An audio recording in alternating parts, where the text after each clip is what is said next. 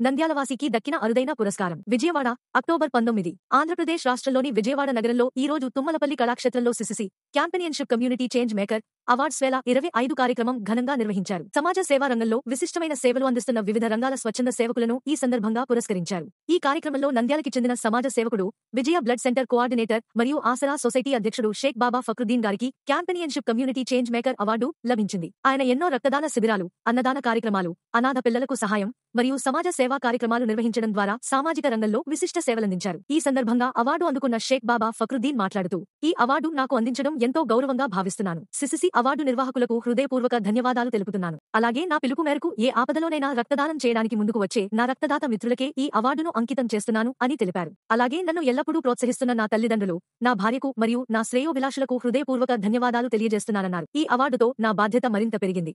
భవిష్యత్తులో కూడా ఎవరికి రక్తం అవసరమైనా నంద్యాల జిల్లా వ్యాప్తంగా సేవ చేయడానికి ఎల్లప్పుడూ సిద్ధంగా ఉంటాను అని తెలిపారు. ఈ కార్యక్రమానికి రాష్ట్ర మైనారిటీ సంక్షేమ మరియు న్యాయశాఖ మంత్రి శ్రీ ఎన్ఎండి ఫరూక్ గారు, తెలుగుదేశం పార్టీ సీనియర్ నాయకులు, మాజీ ఎమ్మెల్సీ శ్రీ టిడి జనార్దన్ గారు, మాజీ రిటైర్డ్ ఐఏఎస్ అధికారి Shri Imtiaz IAS garu, social influencer Shri brother Sirajur Rahman garu మరియు ముస్లిం సమాజానికి చెందిన ప్రముఖులు ముఖ్య అతిథులుగా హాజరయ్యారు. సిసిసి అవార్డు నిర్వాహకులు షబ్బీర్ గారి చేతుల మీదుగా షేక్ బాబా ఫక్రుద్దీన్ గారు ఈ అవార్డును అందుకున్నారు. ఈ సందర్భంగా ఆయన చేసిన సేవలను అందరూ ప్రశంసించారు. ఈ కార్యక్రమంలో వివిధ రంగాల్లో సేవలందిస్తున్న స్వచ్ఛంద సేవకులు, సామాజిక కార్యకర్తలు మరియు సిసిసి సంస్థ ప్రతినిధులు పెద్ద సంఖ్యలో పాల్గొన్నారు.